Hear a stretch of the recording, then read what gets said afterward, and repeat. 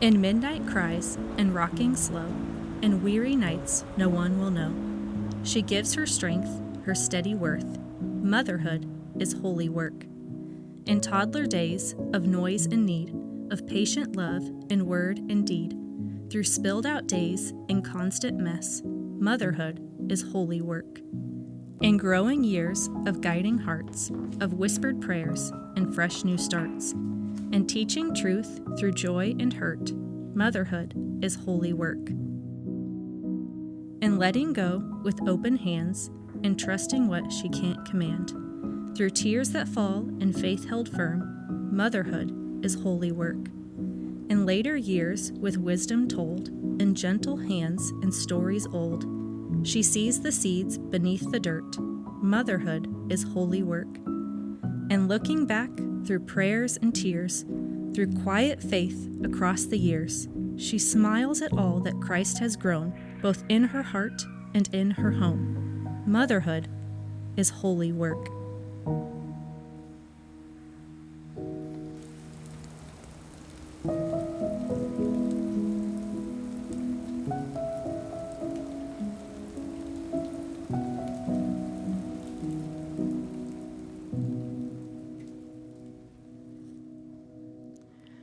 Well, happy Mother's Day, or happy Take Your Wife to Work Day, whatever it is that you're celebrating today. Now, I don't know about Take Your Wife to Work Day, but I do know that I'm standing up here today doing his job for him on Mother's Day. Not only am I going to do his job for him today, but I'm going to actually kind of redo some of his job that he did. Because there's this thing that happens. Usually I sit where you are, and he stands up here. And a lot of times he tells a story about something that happened in our life. And a lot of times even he'll say, hey, can you tell me a time when, can you think of an illustration from when the kid, when something happened in our family, this is what I'm talking about, and I need something to kind of bring that home, and we talk about it. And so a lot of times I even know what he's going to say up here, and then I hear it come out of his mouth, and I'm like, that's not how that went. Does that happen in your home? Like somebody says a story, maybe it's a sibling or your spouse or your kid, and you're like, I don't know what you're talking about. That is not the way that happened. So today, not only am I going to do his job, but I'm going to correct the record. So it's been a while ago, but he stood here on the stage and he said, one time when I was giving the kids a bath. It's not that it was like a blatant out-and-out lie. The way he said it, I take issue with. He emphasized the wrong thing. It should have been the one time when I was giving the kids a bath. And I just want you to have a true impression of what was happening in our home when our 5 little kids were little. It was once. There's another story, though, that I want to retell to you today. And he told this story I think maybe 3 weeks ago. He was telling you about a time in our life that was where God had made it clear to him that he was supposed to leave the ministry that he was at, that God was calling him to find a lead pastorship, and that he was supposed to go, leave that place, and go find the lead pastorship that God would show him that he had for him. It's time for him to be a lead pastor. I want to retell that story, but I want to tell it from the viewpoint of the mom in the story today. Our viewpoints can be different. So, a few years actually before he came home and said that it was time to leave, he had been coming home and saying once in a while, babe, I think that maybe God is kind of stirring this up in me, like I think I'm supposed to leave. I think God wants me to go be a lead pastor somewhere. And it would lie. And then several months later, he would come home and go, I don't know. I think maybe I'm supposed to be looking for a different job. Maybe God's leading me to be a lead pastor, and that won't happen here, so I think it's time to leave. And you might think that when he said that, I said, well, let's do it then. We do what God wants. And if that's how you think that I acted, I would say you might need to get to know me a little bit better. That is not what I said. I was like, no, thank you. I'm comfortable right where we are. We're good. So let's just continue, status quo, please, until the day that he came home, and he didn't say, I think maybe. He said, Dawn, it's time to go. God has a lead pastorship for me somewhere. He's calling me to that. He's been doing that in my life. We're leaving. And so we went. And I knew that we were supposed to go. Like, I know my husband, if he says, this is what God is saying, then that is what God is saying.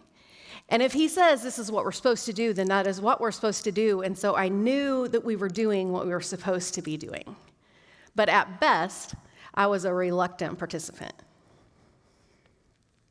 Until I started to see God show up. And he started to show up in ways that made himself undeniably clear in the midst of my fear and my worry, because as the mom of the home, I was really worried about what would happen. Like, what happens when we uproot our family? What happens when we uproot our kids? We've got 5 teenagers. This is a hard time to be doing this. I don't want this transition for them. But my reluctance started to turn into resolve when I started to see God show up in these amazing ways in front of my very own eyes, to take care of my family, to take care of my husband, to take care of me, to take care of our church home and our church family. And then suddenly, my reluctance was resolve. It sounded more like, God, I will follow you wherever you lead. I'll go wherever you want to go. I trust you. I've seen you show up. I've seen you take care of us. I've seen you do this, and we will go where you want to go. I'll go wherever you lead. And I think that's a similar place that we find if we open up the story in chapter 5. I think that's where we find the Israelites in this chapter of this story that we're journeying through together. If you remember from last week in chapter 4, we just saw the Israelites saw God do some amazing things. He brought plagues, and that freed them. They had been under Egyptian rule for like 430 years. And God brought these miraculous plagues that freed them from Egyptian slavery to the Egyptians. And then he's telling them, like, I have a promised land for you. I need you to go. The same place I promised to Abraham. That's where we're going. We're going to go to the promised land, and along the way, I'm making you into this great nation, this holy nation. You're going to be my treasured possessions. And then he parts the sea for them. Like, he literally parts the sea, and they walk through the sea on dry ground, and they're safe on the other side, and along their journey, he continues to show up for them. And so they are seeing with their own eyes their God is providing for them. I love in the story on page 55, the way that they kind of summarize this time. It says, this unforgettable escape impressed upon the Israelites that God indeed was taking care of them. I feel like that might be a pretty good summary of how the Israelites were feeling at that point in time. Like, they've just seen him do all these really cool things right in front of their own eyes, and they're feeling like God has indeed taking care of them. That's how I was feeling. And then at the start of chapter 5 in the story, we see the Israelites, and they've been on this journey, and they're headed toward this promised land. They're following where God asks them to go, and they're on this journey to the promised land. And they get to this mountain, and they're at the base of Mount Sinai. And if you read in the story, you keep seeing that this keeps happening. God calls Moses up to the top of the mountain, and he talks to him.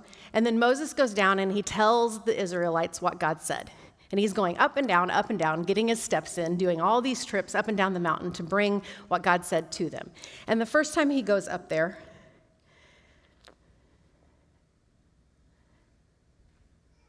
he gives them the 10 Commandments.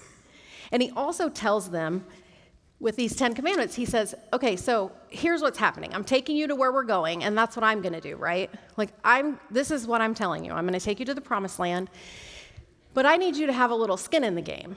Like, I need you to do some things too. Like, that's my part of what's going to happen. I'm going to lead you where you need to go, and we're going to get to where we're going, but also I need you to do some things. So he sets out these rules that we call the 10 Commandments for them. He also gives them some other rules called the Book of the Covenant.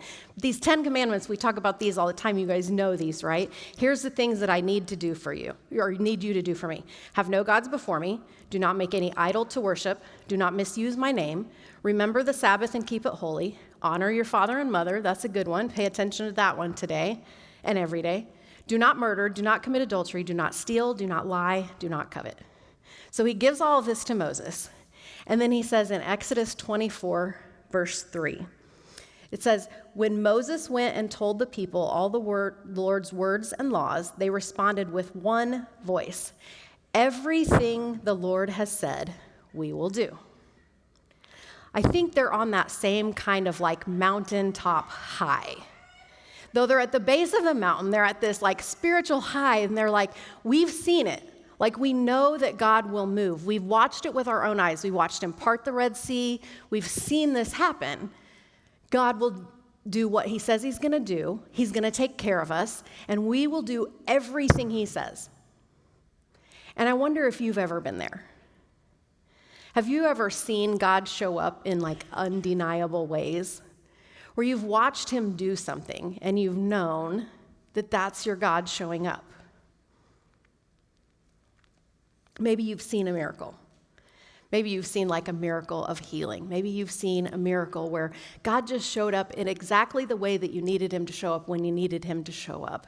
He moved a mountain for you. He parted a sea for you. Maybe you are a mom here today and you have this child, this baby, that you prayed for years and years and years. He showed up for you. Maybe he provided a friend, like right at the perfect time that you needed that friend came along. Maybe it was just like the word of a stranger in a store that you needed to hear, and it was said right at the second that you needed it to be said. Maybe he like carried you through something, like you've been through something, and he's carried you through this thing that you thought was going to break you. And you're here today, and maybe you're a little tattered and torn, and then you've got some scars, but you've made it through that thing, and you know he was carrying you through it. Has he shown up for you? My guess is if you have believed in God for any amount of time, he has shown up for you in some big ways. And when he does, we are very willing to be like the Israelites and go, we'll do everything you say. Like, I will follow you wherever you lead, whatever you say.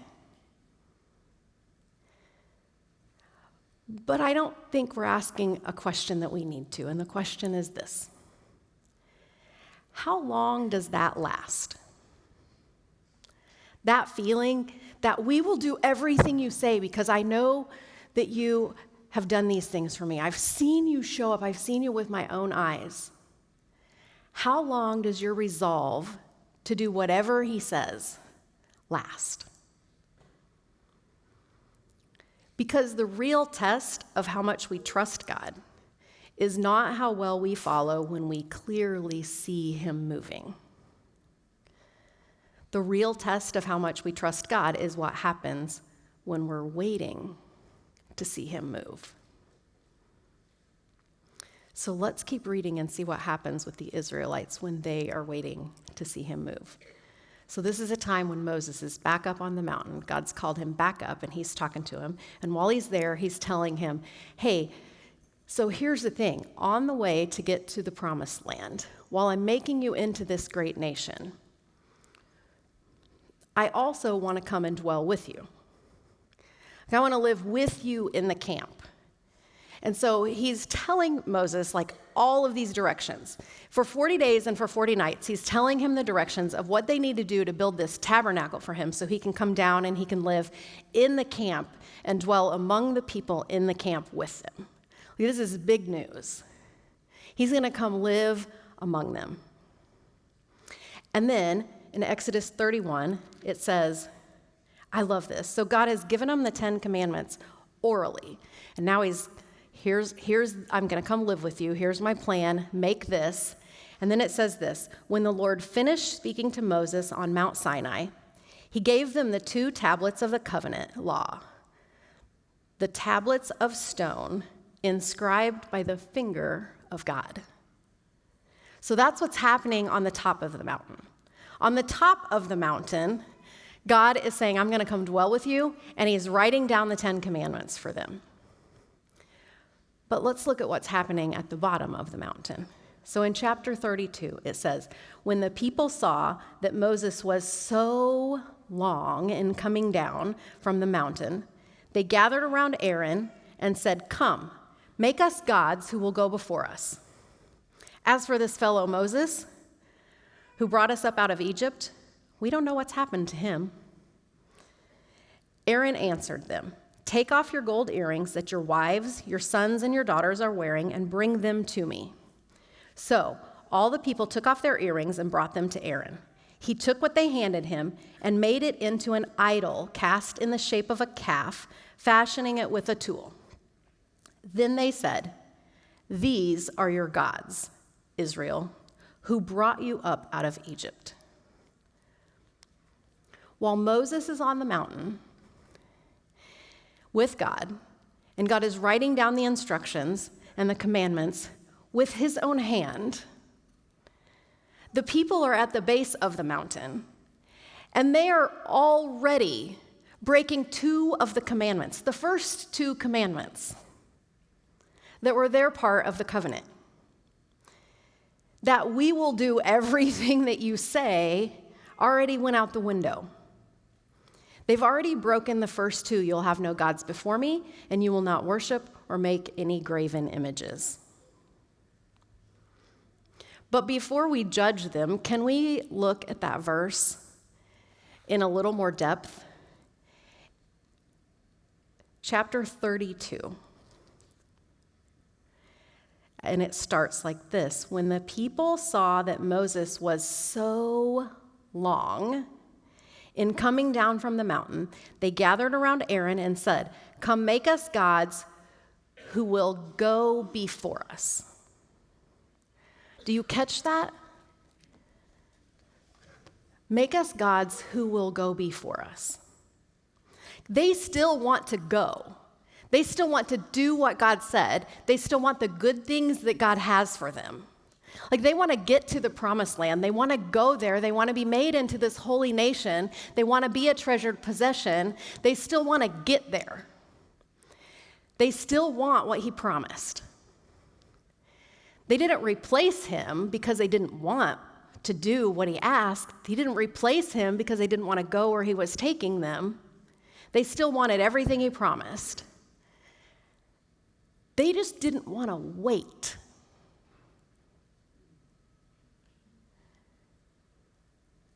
So they traded him in for a calf that they made with their own jewelry.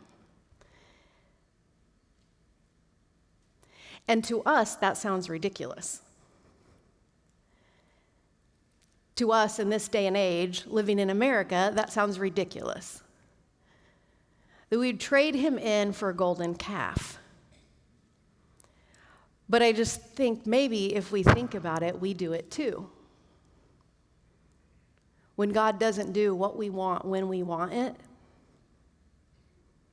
we turn our "we will do everything that you said" into "why aren't you doing what I want when I want it?"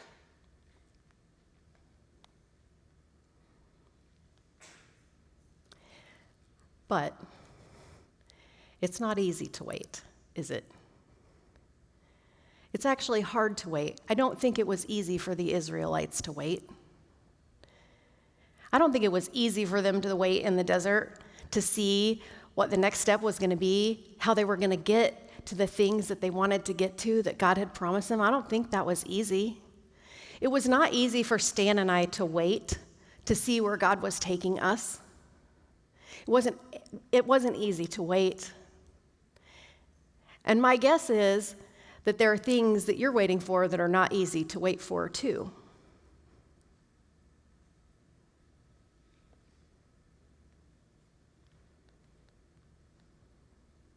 So what do we do when we are waiting to see God move? What do we do when we're waiting for him to part the seas? there are a couple things that I think that we need to do. The first one is this. We need to recognize that God is working while you're waiting. The first time that God talked with Moses on the top of Mount Sinai, this is what he told him. You find it in Exodus chapter 19, verse 3. It says, "This is what you are to say to the descendants of Jacob, and what you are to tell the people of Israel. You yourselves have seen what I did to Egypt, and how I carried you on eagle's wings and brought you to myself."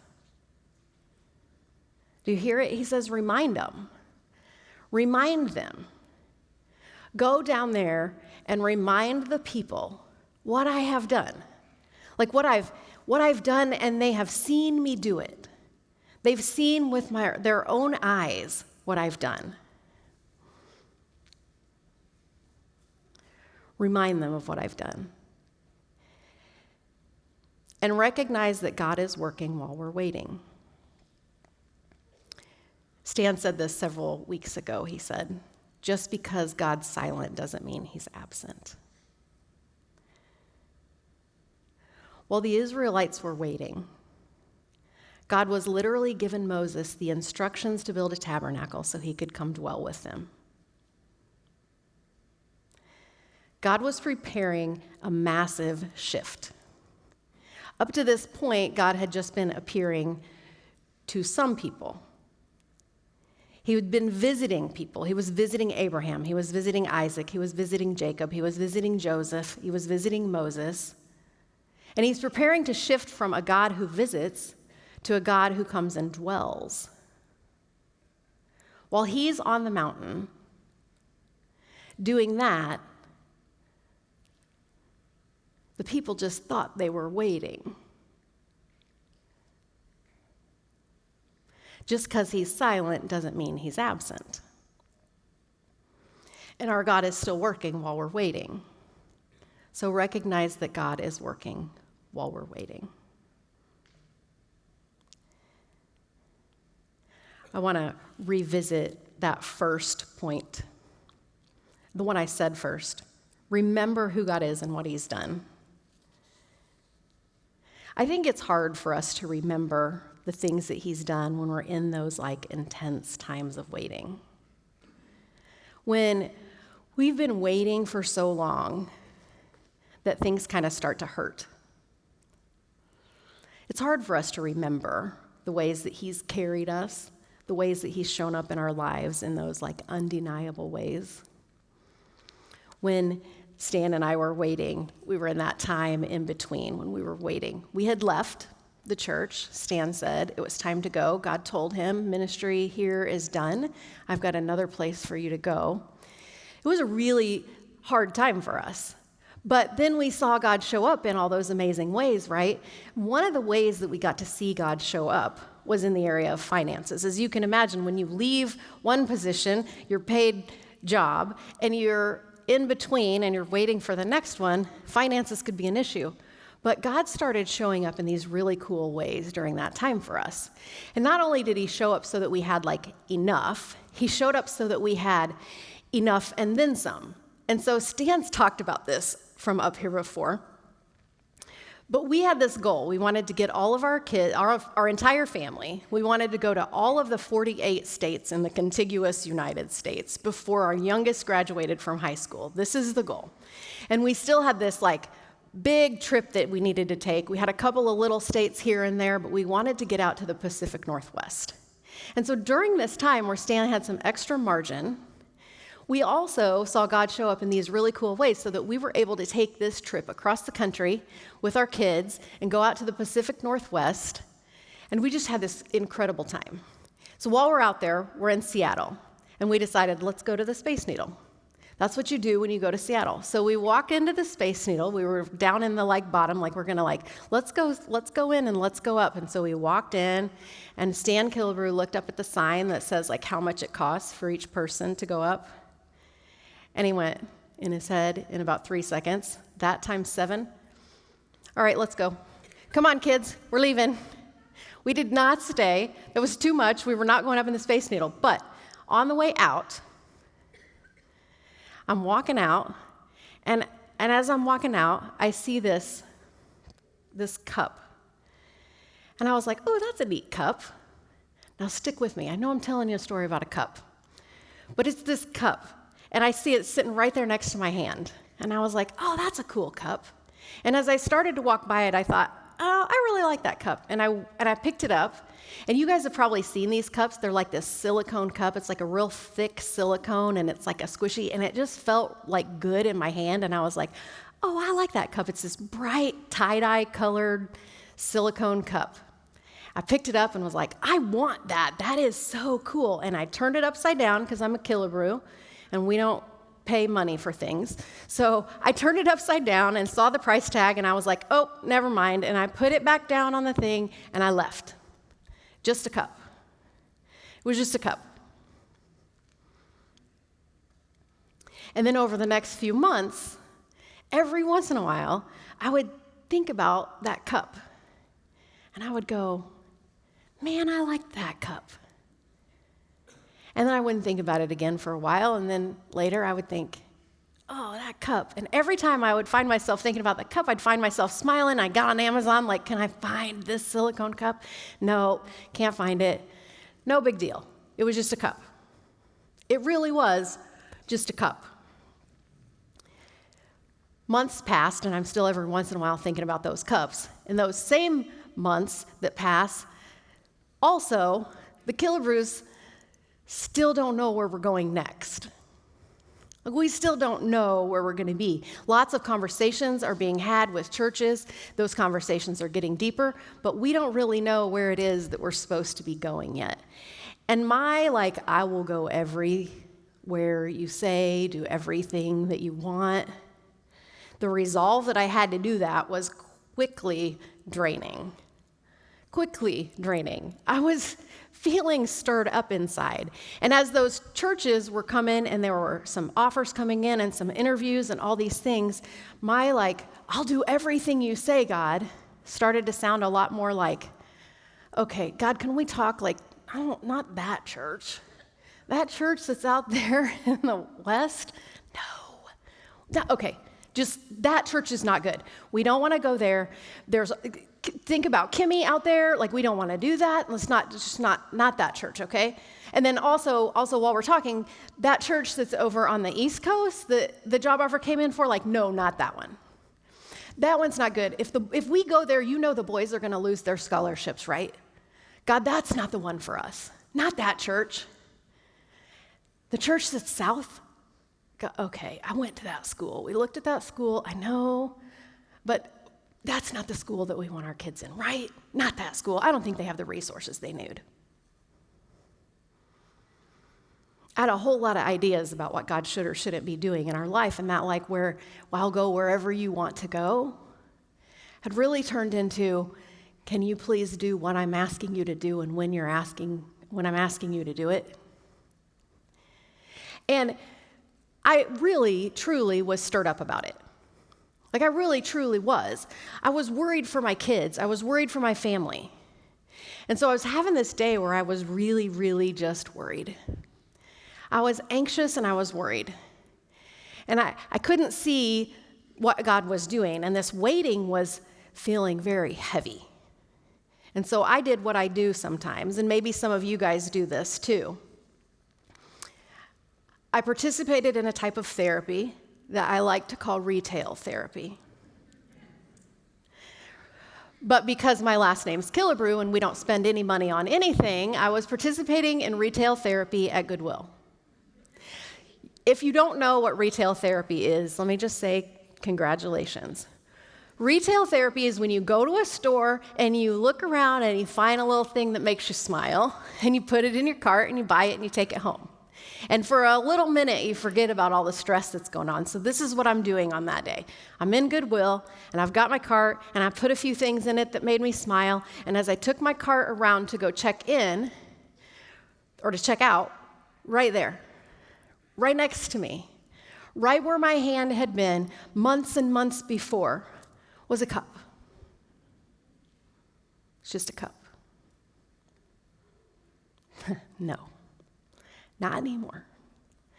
This time when I looked at the cup, this exact cup, minus the logo that I had put in my hand when I looked at this cup this time, I didn't smile.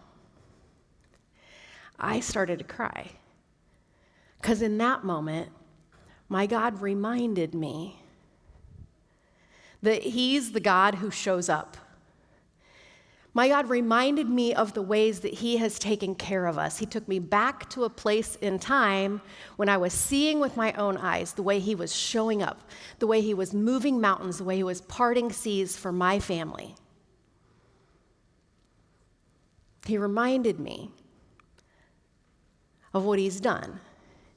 And at the same time, He reminded me of who He is. He's a God who already knows all of those things that I was telling Him. He already knows every single detail that I was worried about. He already knows. He knows every detail about every one of my children. He knows every detail about my husband. He knows every detail about every church that we could maybe possibly go to. Every single detail. Every detail about them, every detail about the church, and every detail about me. Every single detail. He sees it all. Every detail. Even like a 3-second interaction with a silicone cup that happened 5 months ago. He knows everything about me. And He already knows everything about all of those kids. And He also knows everything about you.